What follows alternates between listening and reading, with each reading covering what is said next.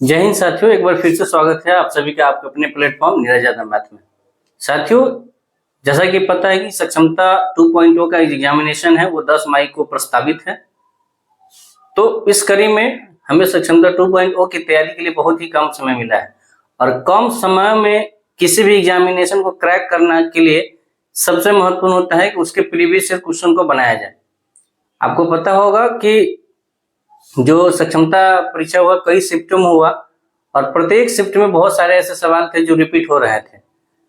तो इस समय सक्षमता 2.0 की तैयारी करने वालों के लिए जो प्रीवियस ईयर के सवाल हैं वो करना बहुत ही महत्वपूर्ण हो जाता है। यदि आप यदि आप पिछले पहले चरण में जो सक्षमता का जो एग्जाम हुआ है उसके भी अगर सवाल आप लगा लेते हैं तो आपका एग्जामिनेशन इजीली क्रैक हो सकता है। इसी कड़ी में इस चैनल पे 29 फरवरी 2024 को पहले शिफ्ट में पूछा गया सवाल का डिस्कशन, गणित के सभी क्वेश्चनों का डिस्कशन था। क्योंकि 29 तारीख हमारा खुद का शिफ्ट था तो मैंने आते ही वहां अपने चैनल पे इस 29 फरवरी वाले शिफ्ट को डिस्कशन करवाया था गणित का। आप देखेंगे कि हर शिफ्ट में 25 से 30 सवाल गणित के पूछे जाते हैं और वो उसका जो लेवल है बहुत ही निम्न लेवल रह रहा है। तो आप कह सकते हैं कि गणित में आप इजीली 30 नंबर उठा सकते हैं और सबका कैटेगरी वाइज जो है परसेंटेज बटा हुआ है कितना पर आपका क्वालिफाइंग है। तो चलिए बिना किसी देरी के इस वीडियो में हम चर्चा करेंगे। जैसा कि आप देख पा रहे हैं सक्षमता परीक्षा के लिए 1/3/2024 का जो शिफ्ट 1 का जो गणित का सवाल है उसको हम इसमें डिस्कशन करेंगे। चलिए, आपके राइट साइड में जो है मैं क्वेश्चन लगा दूंगा और क्वेश्चन में पढ़ने वाला भी हूं। देखिए, पहला सवाल है, यदि 12 अंडों की कीमत बोल रहा है, आप सवाल पढ़िएगा कि 40 रुपया है, तो बताइए 3 अंडों का जो मूल्य होगा वो कितना होगा। ठीक है तो 3 अंडों, तो जहां अंडा है वहां अंडा लिख दीजिए। 3 अंडों का कीमत क्या होगा यही पूछ रहा है। तो आप बताइए, आप तो इसको अगर एक एक नियम से करने जाएंगे तो वो भी है कि 12 अंडों का मूल्य 40 रुपया, तो एक अंडों का मूल्य 40/12, 3 अंडों का तो 40/12 गुने 3। लेकिन ये होशियारी नहीं है। कंपटीशन का एग्जाम आप बहुत फास्ट हो गया है तो उसमें आपको स्मार्ट अप्रोच लगाना पड़ेगा टाइम के अंदर करने के लिए। तो आप यहाँ देख पा रही हुईगा कि 12 अंडा को कितना से भाग करने पर 3 आ रहा है। तो आप देख रहे हैं कि 4 से अगर डिवाइड कर रहे हैं हम तो ये 3 अंडा आ रहा है। तो यहाँ भी अगर आप 4 से डिवाइड कर दीजिएगा तो रेट क्या हो जाएगा 10 रुपया। तो आप इजीली जो है कैलकुलेट कर पाइएगा। तो इसलिए आपका 3 अंडों का जो मूल्य हो जाएगा वो कितना हो जाएगा, वो 10 रुपया होगा। चाहे तो आप इसको एक एक नियम से भी कर सकते हैं कि 12 अंडों का मूल्य जो है 40 रुपया है, एक अंडों का मूल्य 40/12 है, इसलिए 3 अंडों का मूल्य तो 40/12 मल्टीप्लाई बाई 3, 3 से 4 बार में 4 दाही 10। तो आप ऐसे भी कर सकते हैं, लेकिन इसमें देखिए कितना स्टेप आपको लगाना पड़ा। लेकिन यहाँ पर आप देख रहे हैं एक ही स्टेप, 12 अंडा 40 रुपया, 3 अंडा क्या चौथाई है, एक चौथाई, इसको 4 से भाग कर दीजिए 10 रुपया इजिली आ जाएगा। ठीक है, आई होप समझ में आ रहा होगा। तो इसका जो ऑप्शन नंबर है वो ऑप्शन नंबर 2 जो है सही आंसर हो जाएगा। ठीक है, इस शिफ्ट का दूसरा सवाल हम करने जा रहे हैं। दूसरा सवाल क्या कह रहे हैं, देखिए, एक पुस्तकालय में रविवार को औसतन 510 आगंतुक, यानी रविवार का जो दिन है वो 510 आगंतुक मतलब अतिथि वो आते हैं और अन्य दिनों में 240 आगंतुक आते हैं यानी अतिथि, यानी रविवार को छोड़ के 240 आते हैं। ठीक है, उसके बाद बोल रहा है कि रविवार से शुरू होने वाले 30 दिनों के महीने में प्रतिदिन आगंतुकों की औसत संख्या बताइए क्या है। ठीक है बोल रहा है कि रविवार को, प्रत्येक रविवार को 510 अतिथि आते हैं, बाकी जितने भी दिन है उसमें 240 अतिथि आते हैं। एक 30 का कोई महीना है जो रविवार से स्टार्ट होता है, तो बताइए कि उस महीने का जो औसतन है, प्रत्येक दिन का औसतन आगंतुकों की संख्या वो कितनी होगी। आप बताइए 30 दिन का है, रविवार से स्टार्ट हो रहा, तो मान लीजिए रविवार 1 है, तो अगला रविवार मेरा कब आ जाएगा, अगला रविवार आ जाएगा हमारा 7 तारीख को। जैसा पता है कि सोम, मंगल, बुध, बृहस्पति, शुक्र, शनि और रवि, तो 1 2 3 4 5 6 7, यानी 7वां दिन जो है रविवार आ जाएगा। सॉरी, रविवार आ गया 1 को, दो सोमवार, मंगलवार 3, 4, 5, 6, 7, 8, यानी 8 तारीख को जो है हमारा अगला रविवार आएगा। फिर 8 के बाद 7 दिन यानी 15 को अगला रविवार आएगा। फिर 15 और 7 22 को रविवार आएगा और उसके बाद 29 को रविवार आएगा। कहने का मतलब कि इसमें जो 1 तारीख से जो रविवार स्टार्ट होगा तो 30 में कितना रविवार हो जाएगा? 5 रविवार। तो आप कह सकते हैं कि 5 रविवार को कुल आगंतुकों की संख्या कितनी होगी? एक रविवार को 510, तो 510 गुने 5 ये हो जाएगा 2550 आगंतुक आते हैं। ठीक है, और रेस्ट जो दिन है ये तो हम निकाल लिए 5 दिन का। अब जो रेस्ट दिन है यानी सप्ताह में 6 दिन, तो जैसे ही 5 रविवार गया तो बचा कितना? 25 दिन, और 25 दिन का जो औसत आयु है 240 है। देखिए चाहे तो इसको भी गुना करके इसको ऐड करके और फिर 30 से भाग दीजिएगा तो इजीली निकल जाएगा। चाहे चलिए करके देख लेते हैं पहले आसान से, फिर आपको शॉर्ट मेथड बता देंगे। इसको जब आप मल्टीप्लाई करिएगा तब क्या हो जाएगा? ये 0 25 का 100, 10 25 दूना 50, 7 60, ये 6000 और ये हो गया 2550। कुल जब ऐड करेंगे 8550 और कुल 30 दिन से भाग कर देंगे तो ये आंसर आएगा 3 दूनी 6, 2 5 3 8 24, 1 3 5 45, 3 5 15, यानी 285 जो है उसका औसतन यानी एवरेज पर डे का है। ठीक है, ये कैसे निकाले? आपको पता होगा कि एवरेज बराबर जो होता है वो एवरेज बराबर क्या होता है? दी गई सदस्यों की संख्या बट्टे कितने दिन पे, तो औसत आता है। लेकिन वही अगर सदस्यों की संख्या निकालना हो तो जितना औसत दिया है और जितने सदस्यों की संख्या बोल रहा है उतना का मल्टीप्लाई करेंगे तो टोटल सदस्य आ जाता है। ठीक है, कितने दिनों के लिए और कितना औसत, यानी 25 दिन लगातार 240 के हिसाब से आ रहा है तो ये 6000 ये हो गया और 5 रविवार को 2500, तो कुल मिला के 8550 30 से डिवाइड करेंगे तो पर डे का निकल जाएगा। अब हम आपको बताए हैं 285 नंबर जिस भी ऑप्शन में होगा वो आपका आंसर हो जाएगा। इसको और इजीली तरीके से मैं बताने का प्रयास किया हूं। तो आप देखो ये जो 25 दिन का है ये तो 240 है। ठीक है, अगर अगले भी 5 दिनों का ये अगर ये 240 से होता तो कितना हो जाता? ये इसको गुना करेंगे 0 5 का 20, 2 5 10 2 12, 1200, यानी 2500 में से अगर 1200 हम माइनस करते हैं तो 1350 है। तो 1350 जो है ये पूरे महीना ये 30 दिन का हो गया और 30 दिन कुल मिला के 240 माने तो इसके पास हमको बच गया 1350 और सदस्य है। तो 1350 और सदस्य को भी तो इसी 30 दिन के अंदर रखना है ना, इसी 30 दिन के अंदर आ रहा है तो 30 से डिवाइड करेंगे, 3 से करेंगे 3 चौका 12, 3 25 15। ये औसत जो है एक्स्ट्रा है 240 के आधार पर, जो 510 जो आ रहा है प्रत्येक रविवार को उसी में 45 जो एवरेज है वो एक्स्ट्रा ऐड हो रहा है। तो टोटल जो शुरुआती औसतन जो है वो 240 है और 45 इसको ऐड कर दीजिएगा तो हो जाएगा 285 जो एवरेज पर डे आने की अतिथियों की संख्या है। आई होप कि आपको समझ में आ रहा होगा चीजें।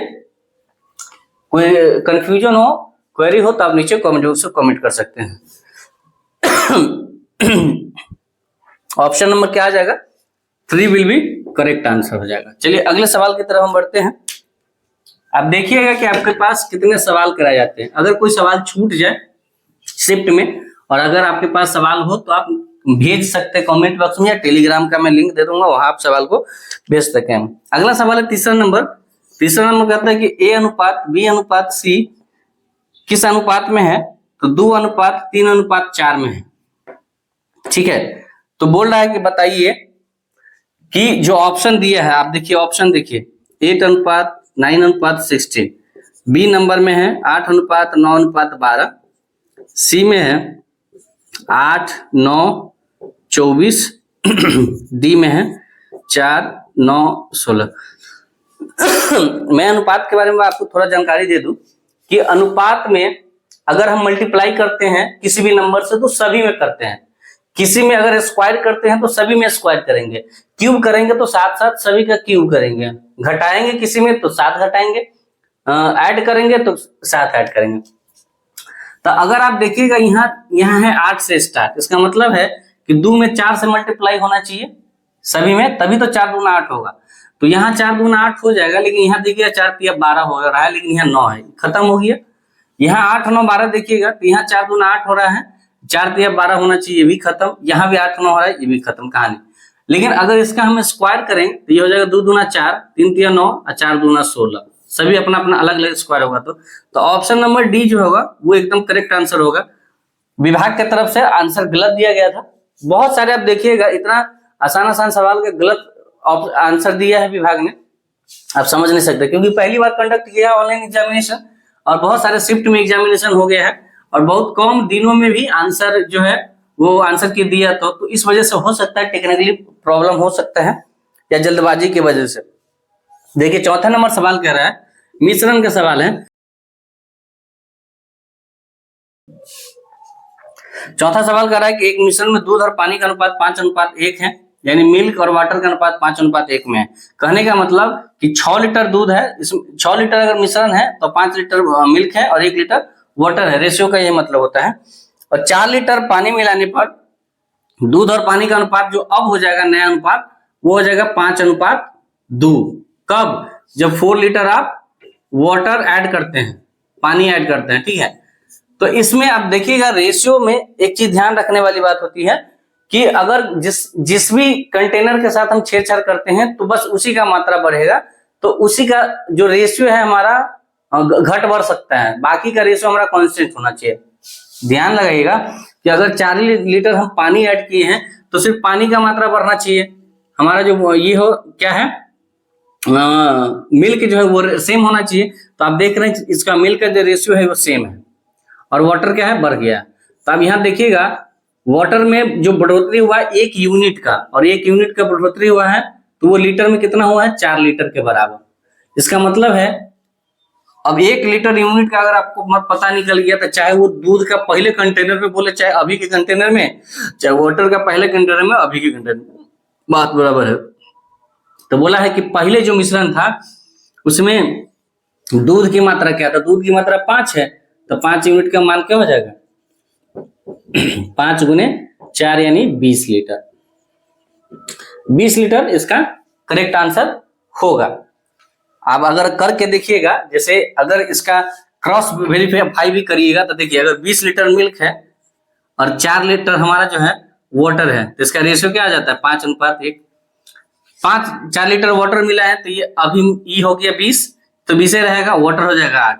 तो आप करके देखिएगा तो ये 4 दूना 8 और 4 पंचे 20, 5:2 आ रहा है कि ना आ रहा है। लेकिन ये भी सवाल का जो आंसर है वो विभाग के द्वारा गलत दिया गया था, 36 लीटर ऑप्शन किया गया था, ठीक है। तो जिस तरीके के सवाल को गलत किया गया था तो बाद में उस सभी को बोनस मार्क्स के रूप में भी दिया गया था। लेकिन एक यही लोचा हो जाता है कि अगर सवाल गलत करते हैं तो आपको फिर उसको ऑब्जेक्शन के लिए भेजना पड़ता है। अगला सवाल हमारा है, अगले सवाल की तरफ हम बढ़ते हैं। कह रहा है कि 500 के कोण का पूरक कोण कंप्लीट एंगल बताइए। देखिए पहले आप कॉन्सेप्ट जान लीजिए पूरक कोण का और समपूरक कोण का। पूरक कोण और समपूरक। पूरक कोण किसे कहते हैं, जिसको हम कंप्लीट एंगल बोलते हैं, कंप्लीट एंगल बोलते हैं। पूरक कोण हम कहते हैं कि यदि 2 कोणों का योग मिलाकर 2 कोणों को जोड़ दें तो वो 90 डिग्री के बराबर हो जाए तो वो पूरक कोण कहलाएगा, ठीक है। यहाँ ऑप्शन बोला है कि 500 का पूरक कोण बताइए कौन सा होगा 500 डिग्री का। तो 90 डिग्री ए प्लस बी, मान लीजिए 2 कोण है, मिला के अगर 90 डिग्री होता है तो हम उसे पूरक कोण के कैटेगरी में रख सकते हैं। अब जो भी पूरक कोण होगा या तो 90 होगा या 90 के मल्टीपल में होगा। तो अगर आप देखिएगा 500 तो 500 तो 90 के गुणज में नहीं आता है, इसमें कितना और एंगल ऐड किया जाए कि 90 से वो डिवाइड हो जाए। तो जैसे ही 540 करिएगा, देखिए 500 और बट्टा 90 दिख रहा है, 1 0 से 0 गया, यहाँ पर कितना होता तो 9 से कट जाता 4 54, यानी 540 अगर होता 3 से पूरा कट जाता। इसका मतलब है कि 500 में जो है हम 40 और ऐड कर देंगे तो 540 हो जाएगा, और 540 जो है 90 से पूरा कट जा रहा है। इसका मतलब जो है 540 हमारा पूरक कोण है। तो इसका जो आंसर हो जाएगा ऑप्शन नंबर 4 इसका करेक्ट आंसर हो जाएगा। 40 डिग्री। अब संपूरक कोण के बारे में हम जानते हैं। संपूरक कोण किसे कहेंगे? सेम यहां भी दो एंगलों का जरूरत होता है हमको। यहां अब दो एंगल का जो योग होगा 180 डिग्री के बराबर होगा, ठीक है। तो इसमें जो सवाल पूछा है कि बताइए 800 डिग्री के कोण का संपूरक कोण कौन होगा। तो ये हम आपके लिए ऑप्शन दे देते हैं और आप नीचे कमेंट बॉक्स में कमेंट करेंगे कि इसका आंसर आपके अकॉर्डिंग क्या होगा। मैं कॉन्सेप्ट तो आपको बता ही दिया हूं, 80, 180, 360 और 100। वहां था कि यार दो कोणों का योग जो है 90 डिग्री होगा या 90 के मल्टीपल में होगा, और यहाँ उसका थोड़ा आगे कॉन्सेप्ट है कि दो कोणों का योग 180 डिग्री होगा या तो 180 के मल्टीपल में यानी 180 का पहाड़ा होगा। यानी जो भी कोण 180 से भाग देने में पूरा पूरा कटेगा, है ना, 800 में और ऐड करने पर वही कोण जो है हमारा क्या हो जाएगा, आंसर हो जाएगा। तो ये आंसर आपको क्लिक करना है बताना है, नहीं तो फिर हम आपको बता देंगे। चलिए अगले सवाल की तरफ हम बढ़ते हैं। 7 नंबर सवाल। 7 नंबर सवाल हमारा कहते हैं कि मूली किस आकृति का उदाहरण है। आप मूली को देखे हैं। मूली ऑप्शन में दिया है क्यूब यानी घन, गोला यानी सर्कल, सर्कल को वृत्त बोलता है, ये गोला बोल रहा है, वृत्त बोलता। उसके बाद बोला कि शंकु यानी कोण, इंग्लिश में इसको कोण बोलते हैं। और उसके बाद है बेलन। आप बताइए कमेंट में कि ये क्या होना चाहिए, मूली किस आकार का होता है। जनरली आप देखिएगा तो यहाँ पर इसका अगर जड़ी को डाल दिया जाए, इस जड़ी तो इस तरीके का होता है, यहाँ से मोटा होता है, अंत में जाके पतला होते चला जाता है, ठीक है। ये इस तरीके का मूली होता है कि नहीं होता है, ऊपर से मोटा और नीचे में आके पतला। तो शंकु जो हमारा देखिएगा, शंकु इस टाइप का होता है शंकु इस टाइप का होता है। तो मूली का जो है, अगर मूली पूरा अगर बराबर हो तो बेलन के साइज का भी दिखेगा, बेलन इस टाइप का होता है।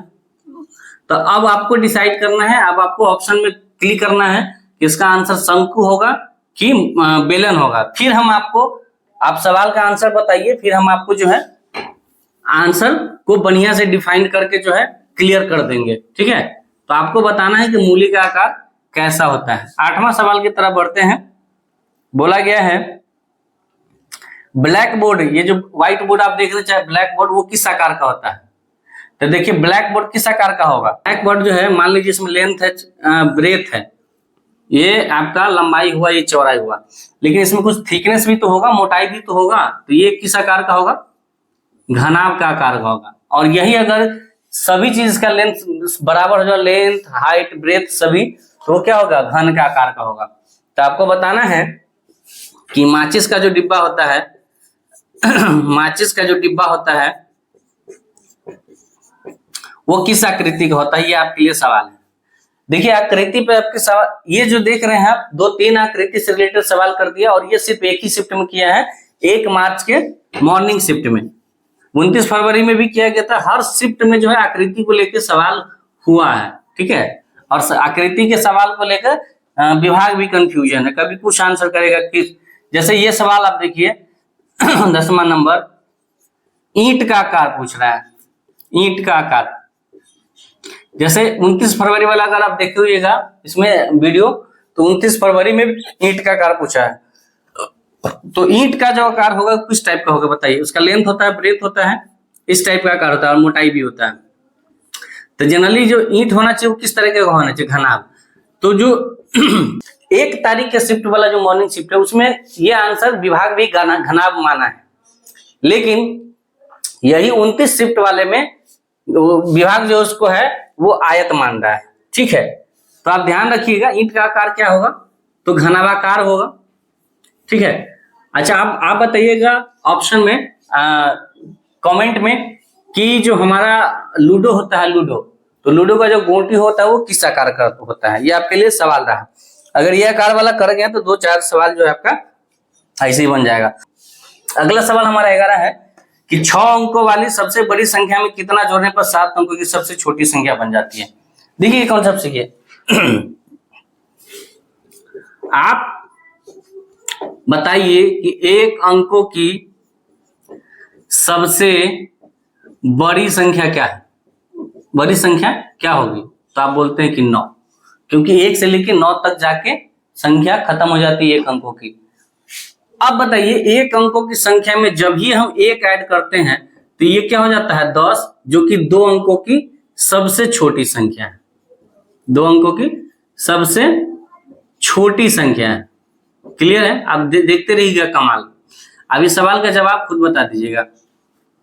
छोटी संख्या है 10। 2 अंकों की अगर बड़ी संख्या की बात करें तो 2 अंकों की सबसे बड़ी संख्या क्या हो जाएगा हमारा? आपको पता है कि 10 से शुरू होकर 99 पर खत्म हो जाएगा 2 अंकों की संख्या। तो जहां पे खत्म होगा वो उस अंकों की सबसे बड़ी संख्या, और जहां से शुरू होगा वो छोटी हो जाएगा। और जैसे ही 2 अंकों के छोटी बड़ी संख्या में 1 ऐड करते हैं तो 3 अंकों की क्या हो जाता है? छोटी संख्या, सबसे छोटी संख्या, यानी 100 हो जाता है। आप देख रहे हैं एक अंकों की बड़ी संख्या में 1 जोड़े तो 2 अंकों की छोटी संख्या, 2 अंकों की सबसे बड़ी संख्या में 1 जोड़े तो 3 अंकों की छोटी संख्या। यानी ऑप्शन सवाल जो कर रहा है कि 6 अंकों की सबसे बड़ी संख्या में कितना जोड़े कि 7 अंकों की छोटी संख्या आ गए। यानी कुछ अंकों की बड़ी संख्या में 1 जोड़ने पर उससे 1 ज्यादा अंकों की छोटी संख्या मिल जाती है। यानी 6 अंकों की सबसे बड़ी संख्या में अगर 1 हम जोड़ते हैं तो हमें 7 अंकों की सबसे छोटी संख्या मिलेगी। सबसे छोटी संख्या मिलेगी। अब सबसे छोटी संख्या मिलेगी तो होगी कितना? तो 1 पर कितना जीरो? 6 को जीरो। तो ये हमारा क्या हो गया? सबसे 7 अंकों की सबसे छोटी संख्या हो जाएगी। आई होप कि समझ में आ रहा होगा आपको वीडियो। तो ये ऑप्शन क्या हो जाएगा? ऑप्शन 1 जो है हमारा सही आंसर हो जाएगा। देखिए 13 नंबर सवाल क्या कहता है? 2.75 प्लस 1.07 प्लस 3.2। देखिए दशमलव वाला जोड़ घटाव हो तो आप कैसे करेंगे?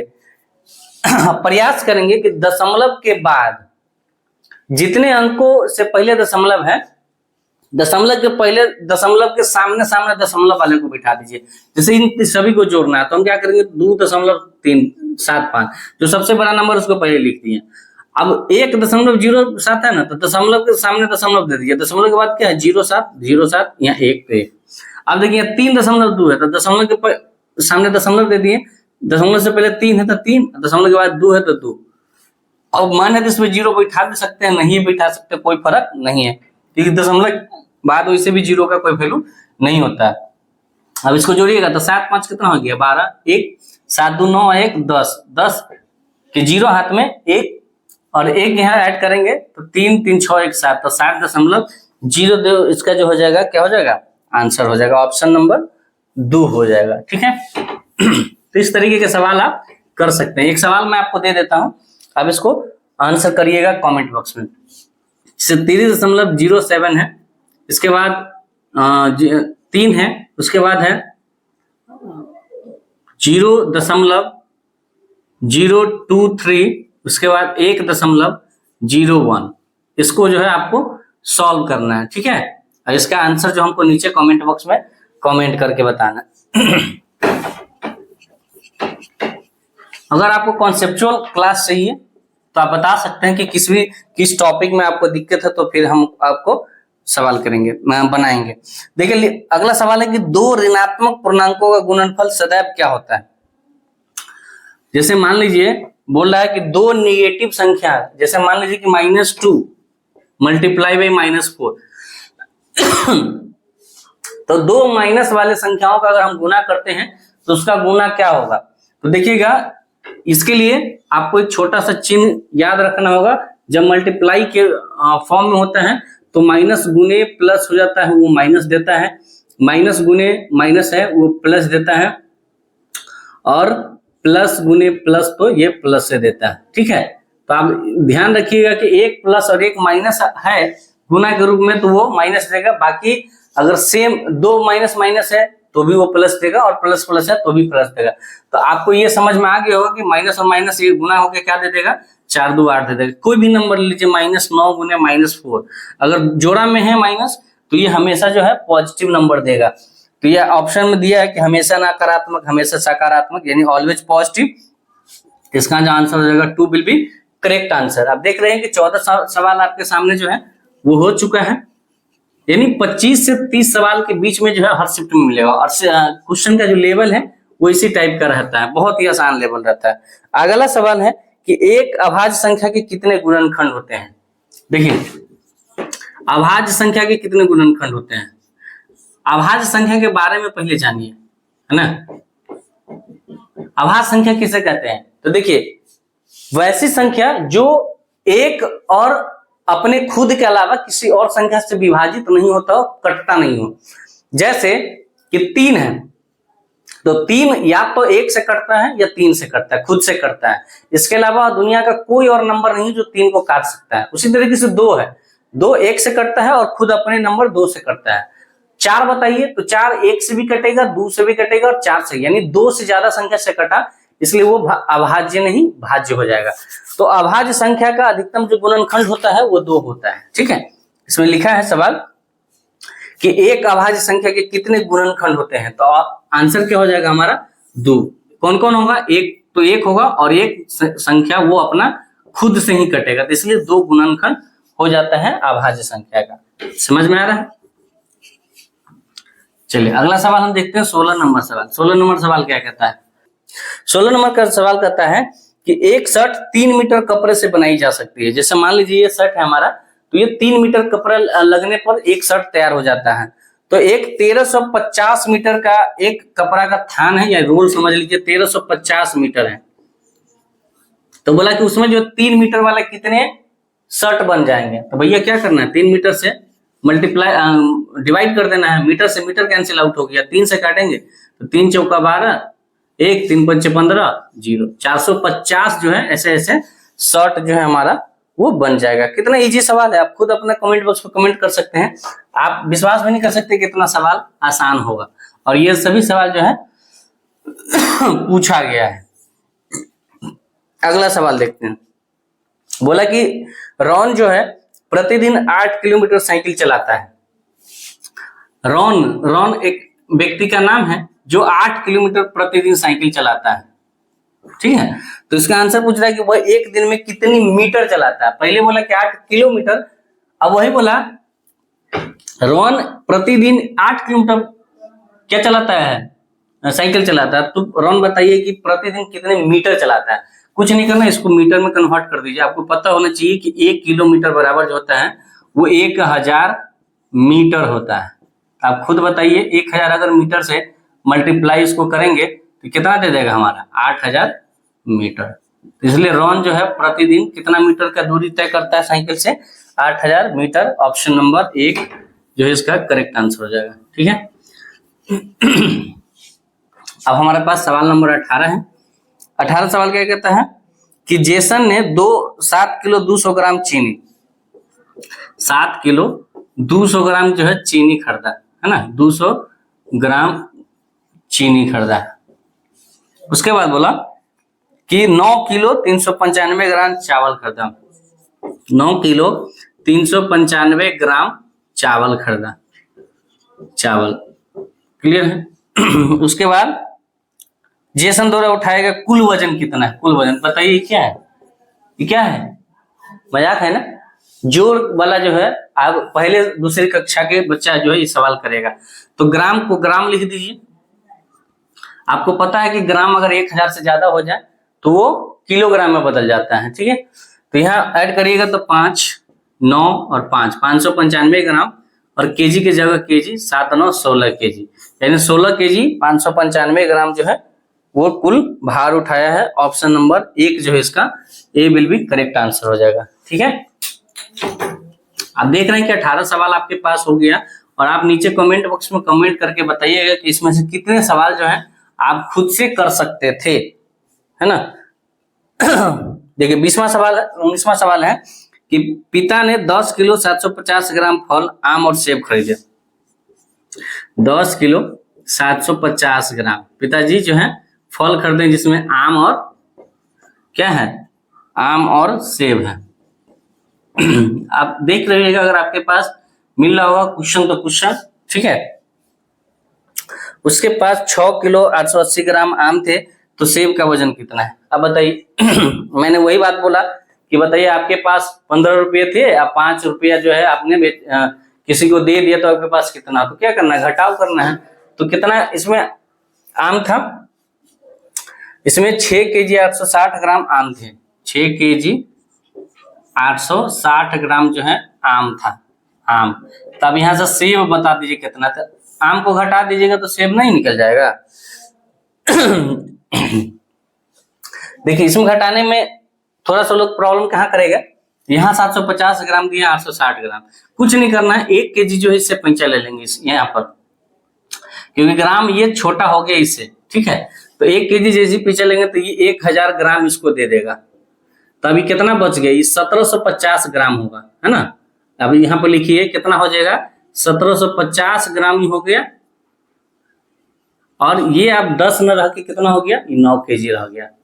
तो अब इसमें से घटाएंगे तो 0, ग्राम का ग्राम है, 15 में से 6 गया तो 9, ये 16 में से 8 गया था 890 ग्राम और 3 केजी, यानी 3 केजी 890 ग्राम जो है। अब क्या बचेगा, सेब यानी एप्पल बचेगा इसके पास, ठीक है।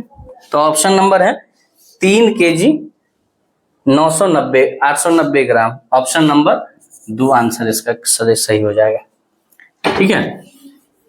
आप देख पा रहे हैं कि इसका जो लेवल है एग्जाम का वो किस लेवल का एग्जाम है, इसका बेसिक कॉन्सेप्ट इजीली क्रैक कर जाएगा। सवाल है कि एक आदमी किसी काम को 5 दिन में कर सकता है, मान लीजिए ए है जो वो 5 दिन में काम कंप्लीट कर सकता है। उसके बाद बोला कि वो अपने बेटे की मदद से 3 दिन में काम पूरा कर सकता है। अब मान लीजिए ए का बेटा बी है तो ए प्लस बी मिलकर जो वो 3 दिन में काम कंप्लीट कर दिया। तो बोला है किसके बारे में पूछा है, तो बोला है कि बताइए कि बेटा इस अकेले काम को कितने दिन में कर सकता है, बेटा उसका अकेले कितने दिन में कर सकता है। देखिए जब टोटल डे आपको दिया हो कि इतना दिन में काम कंप्लीट कर लेता है और काम का अता पता ही नहीं हो कि काम कितना करते हैं, तो दोनों द्वारा दिया गया जो डे होता है, जो टोटल टाइम होता है, उसी को हम एलसीएम निकाल के उसका टोटल वर्क मान लेते हैं। 5 और 3 का अगर एलसीएम निकालेंगे तो ये हो जाएगा 15। तो हम मान लीजिए कि 15 यूनिट जो है हमारा टोटल वर्क है, टोटल वर्क कितना हो गया 15 यूनिट। अब 15 यूनिट को कंप्लीट करना है, तो हम किसी काम को कितने दिन में कंप्लीट करेंगे ये टोटल डिपेंड करेगा हमारे क्षमता पर कि हमको एक दिन में कितना यूनिट काम कर लेते हैं। जैसे मान लीजिए कि टोटल यूनिट 15 यूनिट काम करना है और हमारी क्षमता है 3 यूनिट पर डे काम करने की, तो हम 5 दिन में कंप्लीट कर देंगे। उसी तरीके से क्षमता पहले निकालते हैं, तो क्षमता बराबर क्या हो जाता है, पर डे का क्षमता बराबर हो जाता है टोटल वर्क और टोटल टाइम। तो यहां पर अगर एक की क्षमता निकाले तो टोटल वर्क है 15 और टोटल डे है 5, यानी 3 यूनिट ये पर डे काम करेगा, 3 यूनिट पर डे, ठीक है। और यहां करेंगे तो ये 5 यूनिट पर डे। क्लियर है, आप समझ रहे हैं बात को। तो आप बोला कि एक की अकेले क्षमता है 3 यूनिट और दोनों मिलके करता है तो 5 यूनिट। इसका मतलब है बी यानी उसके बेटे का जो यूनिट है वो क्षमता है 2 यूनिट पर डे काम करने का, क्योंकि 3 यूनिट अकेले कर रहा है और दोनों मिलके 5 यूनिट कर रहा था। अकेला जो बी होगा उसका बेटा वो 2 यूनिट करेगा, तो टोटल काम कितना करना है 15 यूनिट कंप्लीट करना है। तो इस बी को यानी इसके बेटे को टोटल काम करने में कितना टाइम लगेगा 15/2 यानी 7.1/2 दिन, यानी 7.5 दिन का समय लगेगा इसके बेटे को ये काम पूरा कंप्लीट करने में, ठीक है। चलिए 20 सवाल तो आपके सामने हो चुका है, आप देख पा रहे हैं। और ये आप देखिएगा अगर आपके पास किताब हो या कोई भी लोग एग्जाम दिए होंगे तो देखिएगा सेम सवाल होगा। अगला सवाल है कि यदि आरती 75% धन खर्च करने के बाद 800 रुपया बचे थे, 75% कोई व्यक्ति अगर अपना धन खर्च करता तो उसके पास बचेगा कितना 25%, और 25% ही 800 के बराबर है ना। ये नहीं बोला कि 800 रुपया बच जाता है, यानी हम कह सकते हैं कि 800 रुपया जो है वो 25% का वैल्यू है। तो कुल जो धन होता है वो 100% होता है। तो परसेंट से परसेंट करके 25 से 4 बार में 832 जो उसका होगा वो कुल उसका कमाई होगा, कुल उसका धन होगा। ठीक है, तो बोला कि उसके पास शुरुआत में कितना था, तो 3200 रुपया इसके पास क्या था, कुल धन था। ठीक है, अगला सवाल, एक सिलेंडर का आयतन कितना होता है। 22 नंबर सवाल है, एक सिलेंडर का आयतन क्या होता है, तो सिलेंडर का आयतन होता है पाई आर स्क्वायर एच, और इसका जो यूनिट आएगा वो हमेशा घन में आएगा, चाहे सेंटीमीटर हो तो घन सेंटीमीटर, यूनिट हो तो घन यूनिट। ऑप्शन में क्या दिया है, pi R square H cube unit. ठीक है, घन इकाइयां। Option number 3 will be correct answer हो जाएगा। ठीक है, 22 सवाल आपके सामने हो चुका है, आप देख पा रहे हैं, और ये सब एक ही शिफ्ट के सवाल हैं। आई होप कि आपको वीडियो समझ में आ रहा होगा। वीडियो अगर थोड़ा भी समझ में आएगा तो प्लीज वीडियो को लाइक करिएगा, और अपने दोस्तों के पास जो सक्षमता 2.0 देने वाले हैं या फिर कोई भी एग्जामिनेशन कॉम्पिटिशन का देने वाले हैं, time and work, percentage, profit loss सभी एग्जाम में पूछे जाते हैं। ठीक है, डेटा के 2 सेट एक साथ प्रदर्शित करने के लिए हम किसका उपयोग करते हैं, तो इसमें जो है दोहरा जो है डबल बार ग्राफ का हम इस्तेमाल करेंगे, दोहरा दंड आरेख का इस्तेमाल करेंगे, दंड आरेख यानी बाई डबल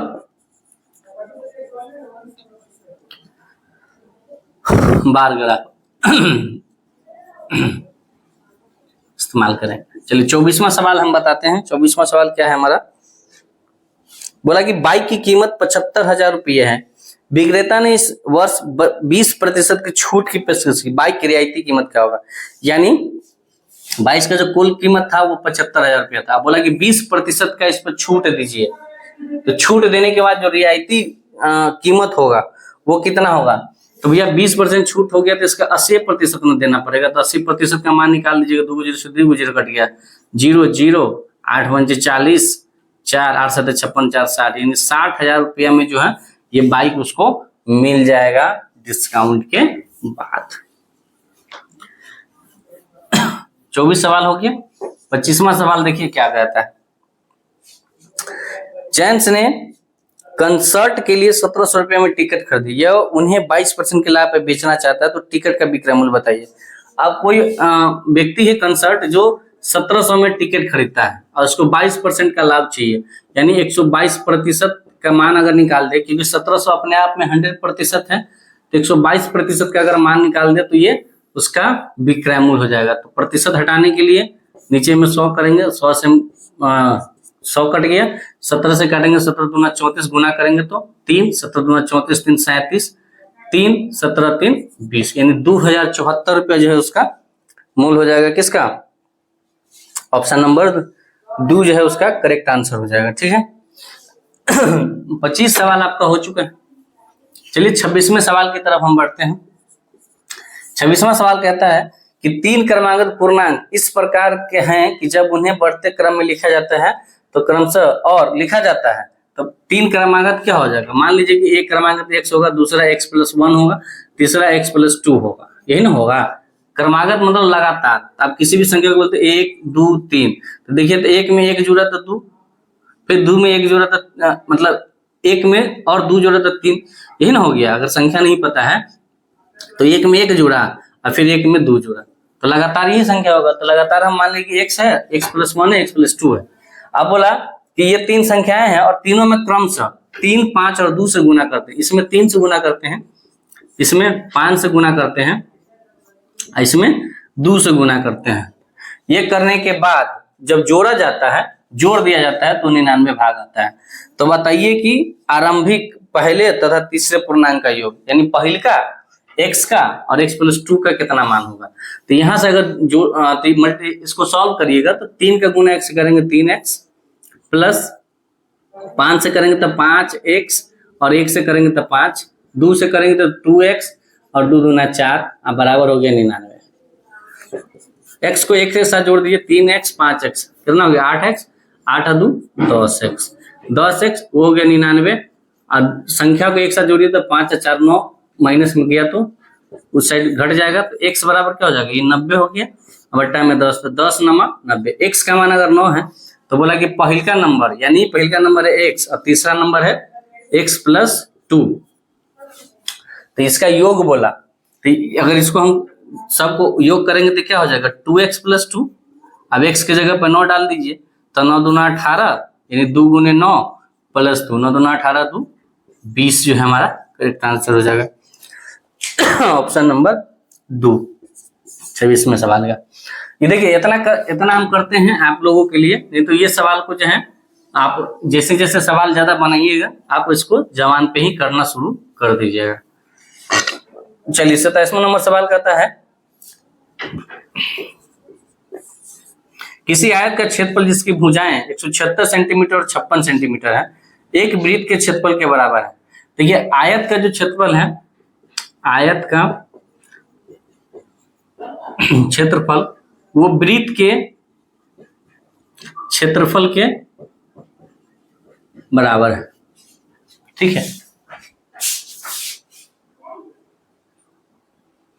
तो आयत का जो क्षेत्रफल है वो वृत्त के क्षेत्रफल के बराबर है, और आयत का जो क्षेत्रफल होता है वो होता है लंबाई गुने चौड़ाई, और यहां होता है πr²।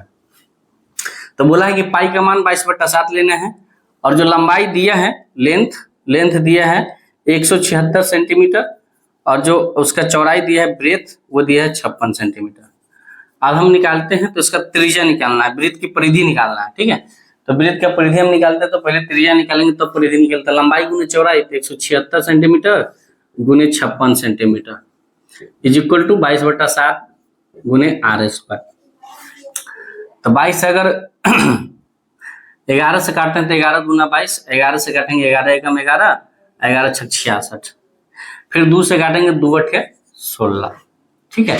तो 8 7 56 यहाँ भी होगी, यानी 56 गुने 56 बराबर r²। तो हम कह सकते हैं कि r का जो मान होगा वो 56 सेंटीमीटर। हम सेंटीमीटर नहीं लिए, यहाँ भी सेंटीमीटर यहाँ भी सेंटीमीटर, तो r जो मान हो गया 56 सेंटीमीटर।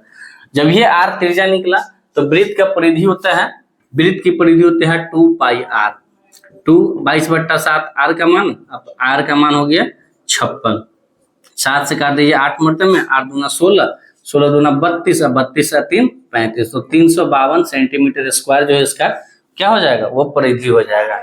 वृत्त की परिधि कितना हो जाएगा 352 सेंटीमीटर स्क्वायर, ठीक है। ऑप्शन नंबर 2 हो जाएगा इसका सही आंसर, ठीक है। तो ये 27 सवाल आपके समक्ष हमने दिखाया, कितना किसका 1 मार्च के मॉर्निंग शिफ्ट 10 बजे वाले का शिफ्ट का, ठीक है। तो और भी अगर इसमें कुछ सवाल छूट गया हो तो आप टेलीग्राम का लिंक दे दूंगा मैं डिस्क्रिप्शन बॉक्स में, तो आप टेलीग्राम पे, चाहे आप टेलीग्राम पे सर्च भी कर सकते हैं नीरज यादव मैथ करके, तो वहां पर आप कोई अपना मैसेज छोड़ सकते हैं। बाकी इस वीडियो से संबंधित कोई भी अगर आपको जानकारी चाहिए, कोई भी चीजें आपको अगर डाउट लगा हो तो नीचे कमेंट बॉक्स में कमेंट करिएगा, और जो भी सवाल मैंने बीच बीच में आपको दिया कि इसका सवाल आपको बताना है आंसर, उसको भी आप आंसर कीजिएगा, ठीक है।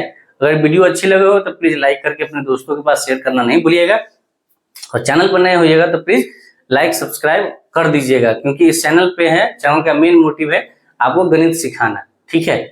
तो चलिए मिलते हैं नेक्स्ट वीडियो में, तब तक के लिए आप स्वस्थ रहिए, मस्त रहिए और अपने काम में पूरी तरीके से व्यस्त रहिए। मिलते हैं नेक्स्ट वीडियो में। Thank you so much, bye bye.